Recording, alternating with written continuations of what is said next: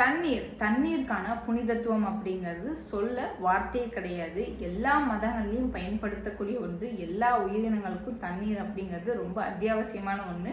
இந்த தண்ணீரை வச்சு நம்மளால எல்லா விஷயங்களையும் நடத்தி முடிக்க முடியும்.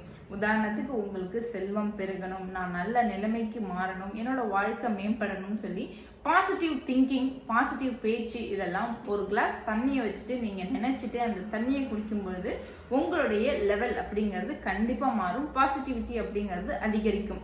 இதே நீங்கள் அந்த தண்ணியை பக்கத்தில் வச்சுட்டு அடுத்தவங்க கெட்டு போகணும் ஒரே கெட்ட வார்த்தையை பேசி எந்த ஒரு நல்ல விஷயமும் நினைக்காம இருந்தீங்கன்னா அந்த நெகட்டிவ் வைப்ரேஷன் எல்லாத்தையும் அந்த தண்ணி ஈர்த்து அந்த தண்ணியை நீங்கள் குடிக்கும் பொழுது உங்களுக்கு நெகட்டிவ் விஷயங்கள் அப்படிங்கிறத நடக்குமே தவிர நேர்மறை ஆற்றல் அப்படிங்கிறது இல்லாமல் நெகட்டிவ் எதிர்மறை ஆற்றல்கள் உங்களுக்கு பாடியில் செயல்பட ஆரம்பிக்கும்.